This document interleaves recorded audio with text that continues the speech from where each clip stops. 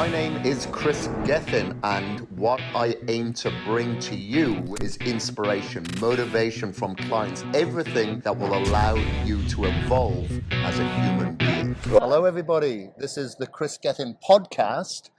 And for those of you viewing this, we're in a different country. There's a different backdrop. If you were to see over Sybil's head down below, there's a beautiful river running right through in front of our hotel here. And this is a bit of a different podcast, I'd say, where we're not necessarily giving nutritional advice or training advice, but the place that we are in is like a biohacker's heaven because you don't really have to biohack when you're here. So where are we? We are in Bhutan. Now, a lot of people out there have asked me before, where is Bhutan? It is just above India. It's also bordering China as well. And it's a country of about 700,000 people, 7 to 750,000 people. So a very, very small population. And we've been wanting to come here for a while. I'd heard about this place several times. And then as I was coming to the end of my 12-week contract with my client, Riddick Roshan, Sybil and I wanted to spend some time together. We wanted to chill out, have some quality time, travel a little bit. And one of the places that came up, because I was thinking, where should we travel to? We'll go to Goa. Riddick said, you guys should go to Bhutan. I thought, yes, great idea. Let's go to Bhutan. And only a month ago, they opened their borders since COVID. So we are one of the first here, and Will Smith, apparently. Will Smith arrived yesterday too. So full of celebs. And we've been here for like 3 days so far, and it's just been absolutely amazing. Anything you'd like to add before we get into it? Yeah, I mean, we already want to come back.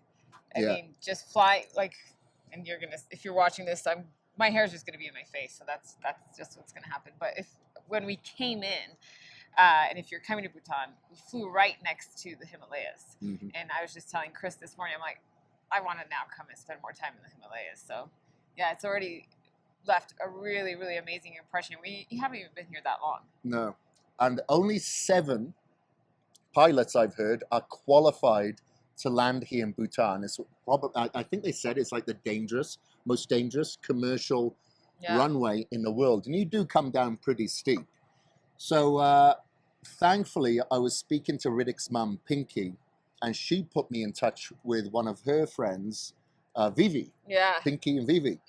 And said, look, she helped me when I was there because Pinky had hiked up to Tiger's Nest. And so she put us in contact, and she and her son-in-law, Wonke, who have been absolutely amazing. I can't imagine what our time would have been here like without them. Like, you do have to have guides when you're here. You do have to pay, if you're not from India, you do have to pay a fee. There's a visa you have to pay for, and then you have to pay a daily fee on top of that they've just increased to $200 per person per day. Yeah, Indians get it quite lucky. It's only $16 a day per person for them. But for everybody else, you're paying $200 a day per person. And we discovered that after we had already talked to the travel agents, booked our flights. We're like, all right, what else? What other requirements do they have? They're like, oh yeah, $200 per person per day. We're like, what? At first it was like, wait, should we still go? And then we're like, yeah, we're going. I mean, because of that, we're going. Yeah, and because at the end of the day, whether we spend an hour later, we're going to spend it. We want to see it. And in all honesty, when there was so much difficulty to get here, I was like, okay, we're definitely going. I want to see what this is all about. And now I can see they are very protective of their country. You know, we come from India, different parts of India. I'm not shitting on India by any means, but there's a lot of pollution there. We flew from Delhi.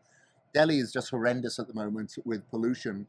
And we come up only an hour and a 45-minute flight from Delhi to Paro Airport in Bhutan. And it is the cleanest air in the world. It is the only carbon negative country in the world. 72% of the country at the moment is covered by forestry. And they have some sort of government mandate in place that you can never have less than like 61% of the country with forestry. So, you know, they protect the air quality, which again, like I said, from a biohacker's perspective, is phenomenal.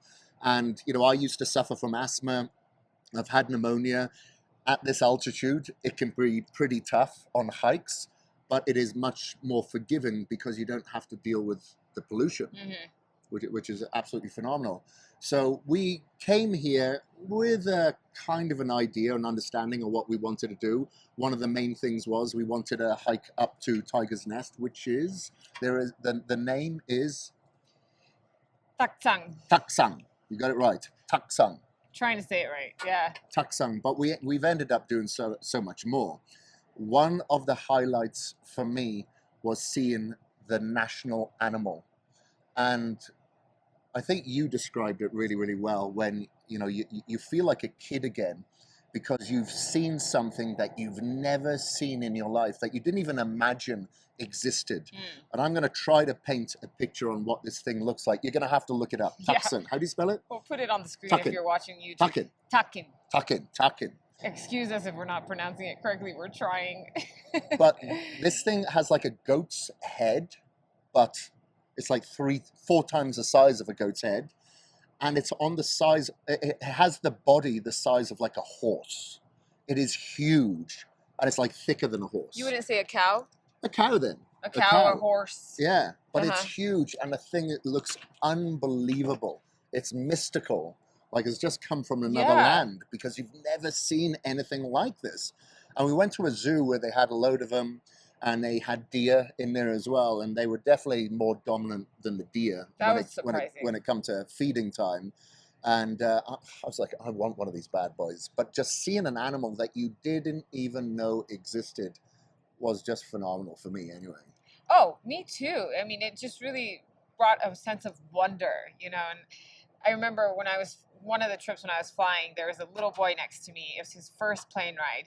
And as the plane was taking off, he was like, "Whee!" Like he was screaming his head off. And his mom was like, "Shh." But I looked over, I was like, let him scream. Because I was like, this is amazing. Like I've lost that flying. I don't have that feeling of "Whee!" when it's, you know, when I'm flying, because I've flown so many times. And then it's the same about the rest of the world when you get older. You're like, oh yeah, I've seen that, I've seen that, I've seen that. Seen a tiger. Seen a tiger, seen a bear, seen this. But now all of a sudden you're like, what the hell is that? Yeah, and I think it's because it was so big as well. It's like I said when I was there, can you imagine seeing this in the wild? No. You would freak out. Oh my God. If you saw a tiger and you saw that, you'd be more afraid of that thing than the tiger. Yeah, so that was really, really cool. And another thing that was really cool is that 1K has a lot of contacts here. He's lived here. And by the way, he is an ex-world bodybuilding champion. So what better person to have to guide us around? Like his mother-in-law, Vivi, who knows Pinky, I guess mentioned us to him, and he knew who I was because, you know, we're in the bodybuilding industry, and he volunteered. He said, hey, I'd love to show him around. So we've been eating really well while we're here, but he had some contacts as well with the bear rescue sanctuary. And we went there to see some bears that have been rescued. They've either been hit by a car or there's been forest fires, and they've rescued them from the forest fires. And what is unfortunate is that they try to put them back in the wild after they've been captured, but they keep coming back to civilization now because they know they're going to get fed or looked after. So, but it was pretty cool to see some bears up close, like 4 of them. Was it 4 of them there? Yeah. Well, what's fascinating about Bhutan, like I feel like I'm just learning something new every day about this country. It's like there's such a diversity of animals here. Yeah. I mean, they do have tigers now. They have this takin. They have monkeys and different varieties of monkeys, and they have bears, and they have elephants apparently. Yeah, down south. Yeah, down south. So it's like, oh my God, they're all wild. Yeah, they're all wild. It's really fascinating. Yeah. Anyway, so one of the highlights that we wanted, you can come on in as long as you're not in front of the camera. So one of the highlights that we encountered that we wanted to do, that we had been planning for a while, was the hike up to Tiger's Nest, which is Taksang. That's how you pronounce it, Taksang. Now, when you see this for the very first time, it blows your mind because we'd seen pictures, we'd seen it in magazines, and you think maybe it's like Photoshop because it looks unbelievable. You know, it seems like it's enhanced somewhat.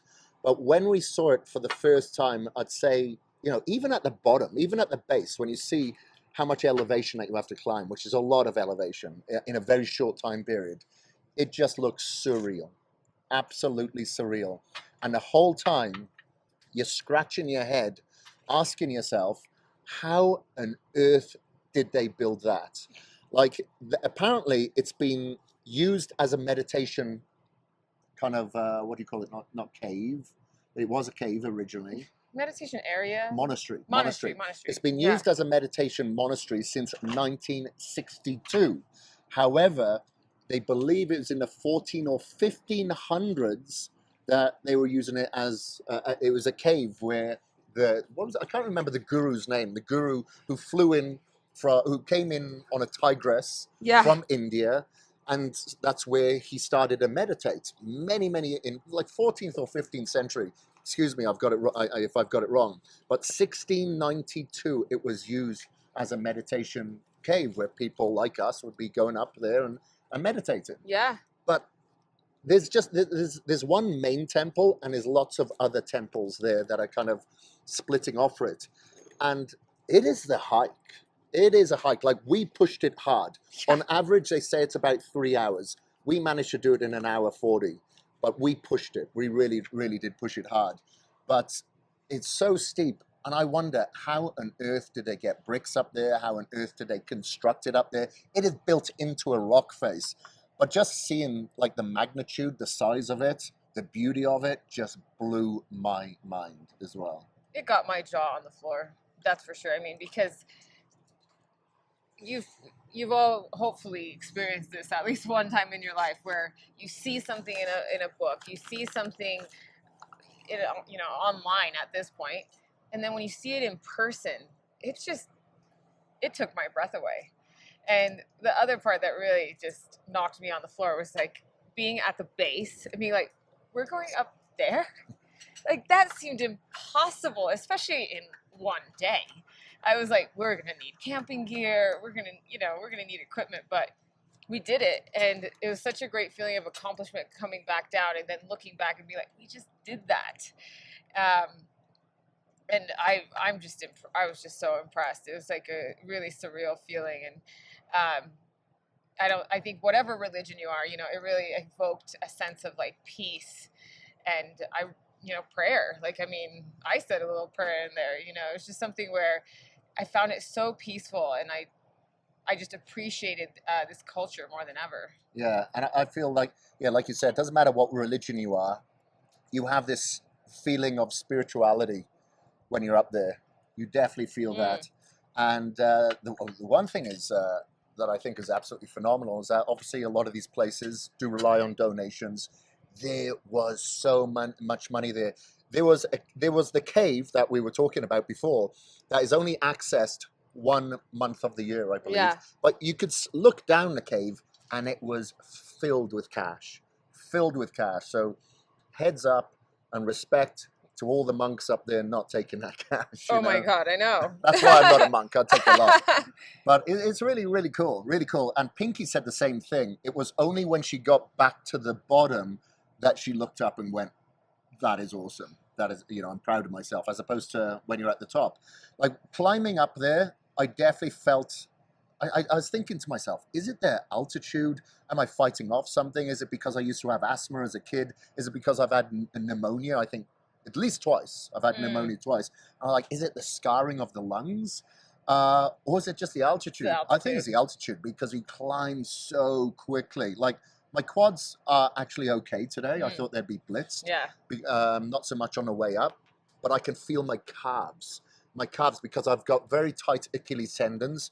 So maybe that's why I've got good calves, because I can't get my heel on the floor. It's near impossible for me to push through my heel. So my calves are absolutely blitzed today.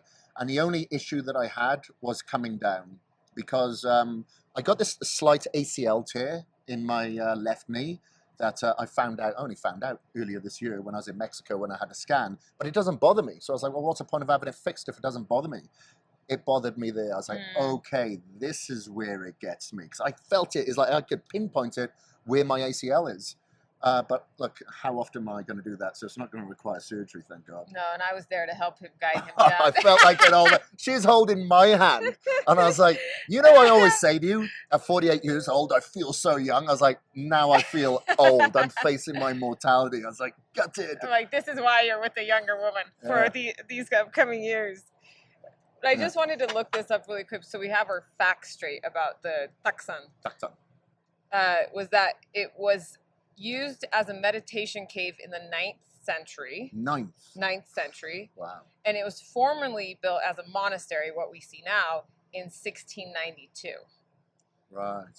So still, that's insane. I mean, the fact that, like, I just wish I was a fly on the wall in the 9th century when there wasn't a path. Like, we walked on a path that was well paved, I suppose you could say, or not paved, but, it was groomed. How the heck did they get up there? I don't know, because they only, like, what do you call it? It's not refurbished. Remodeled it, like 20 years ago. Because Wonke, who took us up there, he said he's seen pictures of his father when he went up there 20 years ago, and you're kind of scaling up hands and knees, or hands and feet in some areas. Hands and feet, hands and knees, same thing. So it was obviously a lot rougher than what it is now. It's easy now in comparison. Yeah. But I tell you what, one thing that really inspired me. There's a lot of Brits here as tourists. I've heard American. I've heard Germans as well. So many people that were climbing there yesterday, and I noticed them coming back down as well. I don't know why. They weren't youngsters. No, None of them. Very, very few were our age or my age. And your age. Yeah, exactly. I shouldn't say our age. They were all much, much older, and that was so inspiring. I was like, that's badass. These people are in their 60s or 70s, and they're taking names. Oh, yeah. I think there was only one other group that we passed, and it was the iFit group. iFit group, yeah. So heads up, Emily from iFit. Yeah, they were recording another series for their treadmill runs all over the world, which our friend Hannah Eden, she's participated in a few of those. So if you're on a treadmill, that we saw the crew doing it. But they were the ones that I thought were around our age range. Yeah, that was the only crew. Yeah, that was the only crew. Otherwise, it was people in 60s, probably 70s, definitely late 50s. Yeah. So that was really awesome. And I just pulled up another thing because you talked about the guru that was flying on the tiger. So yeah, I tried pronouncing his name. It's too long. Yeah, it is quite long, but according to the legend, Taksang, which literally means tiger's lair, it is believed that Guru Rinpoche, I'm just going to say the name in parentheses, flew to this location from Singe Dzong on the back of a tigress. So this place was consecrated to tame the tiger demon. So that is what you see a lot of in the monastery, is a lot of those statues of this guru on a tiger, and a lot of tiger symbology, obviously. And he took on like 8 different like characteristics, personalities. Yeah. So that's what you see in a lot of these monasteries as well. Yeah. So it's really fascinating. Really, really fascinating. On the one hand, I'm really, like, when you go in there, you are not allowed to take in your phone. You have to take off your shoes. Love that. You have to, if you're wearing short sleeves, you have to cover up. So it's a sacred place. And while it is a bummer, we can't show you any of the photos. It's like you have to go there now. Yeah. You have to go there, but it's like inside is just a completely new world. And I mean, the artists of Buddhism, I don't even know if that's a term, but the people making art for the Buddhist temples, it is insanely amazing. Yeah. So intricate. The detail. So intricate. It's fascinating, and they don't skip a detail. I mean, the edging of a wall is carved. Places where you didn't think detail could be, there's detail. Yeah. I'm like, wow, our house is kind of boring. Yeah. Well, you're an artist. Get to work. Yeah, right. Exactly. Yeah, but it was a great hike, and what I really liked about it as well, like a lot of people would say, okay, I've done that hike, I'm going to justify that as eating shit, cheap meals. Yeah. We did it really, really clean, and this is all because of Wonke. Wonka, He yeah. was phenomenal. Like at breakfast, we had our usual egg whites, oats, caged protein powder. And then when we got to the top, we had isolate shake with oats mixed in there. And then at the cafe on the way down, Wonke had packed lunched for us. Lunch. It's incredible. So basically, we ate salmon and rice. And broccoli. And broccoli. Amazing. Perfect. And then when we came down, we had chicken last night at the hotel. Yeah. You know, it's just perfect day of just clean food. And that's what it's been like pretty much for the most part, because we're getting taken around by a bodybuilder. Which is fantastic. Yeah, it's absolutely awesome. Absolutely awesome. And we've been working out, you know. Yeah. One of the things that we also did here that is great is we did have a traditional Bhutanese meal where we actually sat on the floor. Yeah. They served us butter tea, which is literally hot water, butter, and salt, of all things. And then you put in this like dried rice kernels. Yeah, it's kind of like rice cakes all crumbled up. Yeah, crumbled up. In very, very small, harder kernels. Yeah. But Chris was like, well, you eat it, because I really wanted to try it. He's like, you eat that, I'm going to have my own food. I never partake in these cultural type meals and whatever. And I'm like, that's fine. And so Wonke actually brought grilled chicken and prawns and turkey breast for Chris, and had ordered ahead of time steamed vegetables for Chris so that he can be taken care of in regards to like his meal requirements, which I thought was so considerate. And then he ordered the food for him and I, and the plan was him and I were going to share. And then it comes out, and all of a sudden Chris is like, well, I'll try that. I'll try this. Because it all looked clean. Because it was actually quite clean. Yeah. It was actually quite clean. Yeah, because there was chicken there was like spicy sort of vegetables, there was rice. I'm like, I can eat this. And what did you think overall? It tasted great. Like I like spicy foods, and a lot of it was very spicy, and I thought it was phenomenal. So I ate pretty much a bit of everything, I think. Yeah, I mean, and then we did have the prawns, we had the grilled chicken, we kept the protein as clean as possible, and then the veggies were still quite clean. There was nothing super oily or anything like that, and it was good to taste the culture, I suppose, in a way. Yeah, for sure. And when it's grown here, there isn't like an overload of pesticides and herbicides and genetically modified crops, unless it's possibly imported, of course. But when it's the traditional food here, you're pretty secure when it comes to that. Well, I don't know if you noticed the beans, because like in America, I know the radishes. Yeah, and the radishes. I've never had a radish taste this good. Like the green beans were so big and beautiful. I've never described beans like this, but it's just different from the green beans that you get in a can in America. That is kind of what most restaurants use to cook in bulk. This felt like they went to the farmer's market and got these produce from. Yeah. And then, okay, going to move on to, we visited, had no idea that this was here, so I obviously didn't do too much research before coming, but Wonke said, hey, do you want to go and see the tallest Buddha in the world? Yes. It's like, hell yeah. So 51 meters tall. This Buddha is massive, and once a year, was it like 5,000 people go up there per day or something? I can't remember. Yeah, I can't remember the number. Something like that. But once a year, people have 1 month of prayers. They'll go up there and camp out for 1 month to pray outside this massive, huge statue. This Buddha, and obviously there's other, not zongs. What do you call them? The stupa. Yeah, stupas. There's one over there actually. Yeah. Stupas where people will pray around as well, which is absolutely phenomenal. We went earlier in the day as well to Stupa, where they had the prayer wheels. And so right now we're in Paro, which is the city that the international airport is in. But then we were 2 days in Thimphu. And that's where it was. That's where we went and saw the Takins. That's where we saw the Buddha point, the tallest Buddha. And then, yes, we went to, it's called Memorial Chorten, but it is a big, huge stupa. And they have these prayer wheels that we've fallen in love with, that you basically turn and it like rings this bell, and this whole space of the stupa and the prayer wheels are supposed to act as an active meditation, active prayer, because you're not just sitting. I mean, I guess you can sit, but you're still turning that wheel. But with the stupa, you're walking around it, I believe counterclockwise, and meditating, praying, which I think is really cool. Yeah.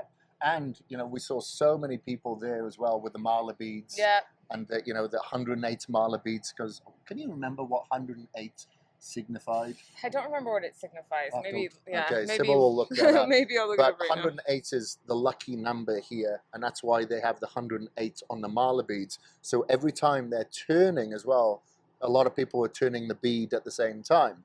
And a lot of people will walk around that, what do you call the temple? Stupa? Stupa, sorry, the stupa. They will walk around the stupa 108 times as well.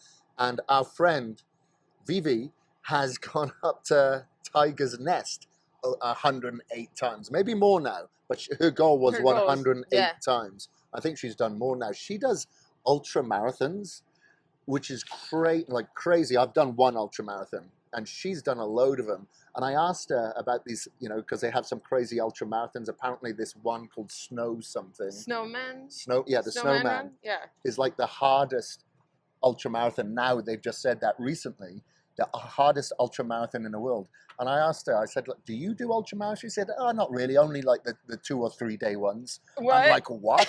Because that is a 5-day one, and she didn't really consider it an ultra marathon when she does these measly 2 or 3 ultra marathons. And it's unbelievable. This Snowman that they had here recently, they had 10 participants from Bhutan and 20 top international ultramarathoners from around the world. Anyway, only eight of these top ultramarathon runners who are sponsored by Nike and Reebok, they've got the proper gels and everything like that, only 8 of them finished. Every single one of the Bhutanese completed it. Yeah. And a lot of them, Vivi was saying, they didn't know anything about nutrition. They're wearing like sandals on their feet. Well, not sandals, but not like proper running shoes. Not proper. Well, one of them had, they thought, proper running shoes. And Vivi said, this is actually fake. There's no tread here. Yeah, no, they didn't have the gear. They didn't have all the gear, but they finished it. And it's really, really cool to hear that and see that. It's like sometimes like we allow the lack of gear, I suppose, to stop us from... It's a justification. Yeah, exactly. And yeah, okay, maybe you want to be running in proper shoes if, for the health of your feet. But in regards to just accomplishing something, you just have to have the willpower. Yeah. And they do. The one thing that I wanted to mention that I sent to you on your phone is what I absolutely love about this country is that they don't measure the country's GDP. Yeah, economic growth or anything like that by the GDP, which is the gross domestic product. This is a very unique country. It is the only country in the world that measures it by GNP, which is gross national happiness. So of course they care about the financial economy, the economic structure of the country, but what is even more important is happiness, which is absolutely phenomenal. It's like, I think, is it like the happiest country in the world, or one of them? Or one of them. I'm not sure. Yeah. And a lot of it seems to be from the king. Yeah. The king really cares about the economic growth. Got a lot of training, a lot of skills training, and a lot of funding. Like during the lockdown, a lot of these people lost their jobs. He made sure that they were subsidized, that they had a wage coming in so they could feed themselves, And from what I've heard, or what we've heard, is that the king's quite a badass. He is, yeah. He's a really, really cool guy. Yeah, everyone we've talked to has said something along the lines of, like, we are so lucky to have such a great and caring king. And if you go anywhere and talk to anybody about their country, they always bring up the king and how amazing he's been. And I'm like, I wish I could say that about our leadership in the U.S., but no one's saying that. Yeah. So on the second day we were here, I gave a talk at a skills training center. And there they teach all sorts. They teach all sorts of things, whether it be creative design, but the departments that we were in, they do massage and whatnot, was more fitness-based. So they were Zumba instructors, CrossFit instructors, combat instructors, yoga instructors, and personal trainers. So I was asked to give a talk there, and all of this is subsidized by the king as well. Yeah, so he provides all the skills, all the training, and they stay there at the camp as well. All of it for free. They actually get paid for it. Yes. They actually get paid, not just free, they get paid. So he wants every single person here to learn a skill. So once they leave school, it isn't okay, I've learned maths and I've learned this. I've learned a skill. Yeah. So should I want to go and put this skill to use and work, I've got it. And I got paid for it. Amazing. I think that's so fantastic. Like, if we haven't sold Bhutan to you yet, like, that would sell it. Like, Yeah. I'm thinking, God, will the king let me come and learn a skill here? Because that just sounds incredible. Like, the fact that he doesn't want anyone to be unemployed, but he recognizes that, well, you need a skill in order to be employed. So let's get you a skill. And I mean, I asked, is it just like, because they do so many things, like whether that's cooking, like culinary arts, whatever. And I was like, what about coding? Like, are there any like computer tech programs and stuff like that? And they said, yes, they have computer tech programs. They have digital marketing. Obviously, there's the fitness side of things too. And it was just, again, really awesome to see that there are programs in place here for people to advance and have a life. Yeah. So it was really, really cool to do a little talk for them. They were really sweet people. Yeah. Really, really cool, sweet people. And I loved their clap. Yeah. They had a clap where it isn't our usual No. feeble. It was all in sync. It was a synchronized clap. It's called like phenomenal. the day soup clap. The day soup clap. I think. Day soup clap. It's like something like. It's like some much rhythm. more Oh, vigor. totally. Yeah. It was cool. So we've been really enjoying our time here. Been able to stay on point pretty much with our nutrition. We've worked out this morning again, trying to stay on top of our workout. So in all, it's been a very short time. We've got the rest of the day, which we're going to do a little bit of shopping, a little bit more sightseeing, and then pack for an early morning departure tomorrow. Yeah, I think one of the other things too we haven't brought up yet is just every single building here has some, or I don't know how to say, like ornamental design to it. It's like a very, like, again, if you're watching this on YouTube, you're going to see, because we're going to put up some photos and videos of the buildings here. There's some ornateness to it. And they also are very, I don't know if superstitious is the word. I know Romanians are superstitious, so that's the word I use, but they have a lot of imagery on some of the buildings to help protect and ward off like evil spirits or stuff like that. And one of the symbols that some of the places have, like in the villages, we haven't really seen it so much in Thimphu, but we've seen a couple here in Paro, is that they have phalluses painted on their homes and their buildings and businesses. And these phalluses are supposed to ward off evil spirits, and I think it's also supposed to promote fertility. And if you walk around in the shops, they have all these different types of like phalluses with like snakes on them, or who knows. And it's just really, really fascinating and cool, I guess, just to be in a place that's like completely different from the world I know and the world you know. So Sybil's going to go shopping now to buy a load of phalluses.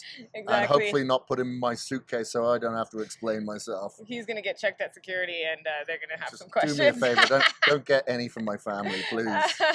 Getting one for all my friends, so look out for a box for me. So if you're viewing this, you're probably seeing that I've got to get my food down me now because we're getting picked up by 1K again. So got to wolf this meal down. But thank you very much for joining us. Any parting message? I just wanted to say I had looked up why the 108. So according to traditional Buddhism, 108 represents the number of mortal desires of mankind which one must overcome to achieve nirvana. Oh, okay. So mala beads are often used as a meditation tool, and for this purpose there are 108 beads so that a mantra can be recited 100 times as you move your fingers along the beads. I don't know why 100 times. Wouldn't it be 108? But 108, yeah. Anyway, that's it. So. All right. Well, thank you very much for joining us. Hopefully the wind wasn't too disturbing. Yeah. We'll soon find out in post-production. But until next time, who knows where we'll be. This is the Chris Gethin podcast, and from Sunshine and I, we're out. Thank you ever so much for listening. My name is Chris Gethin, and I am out.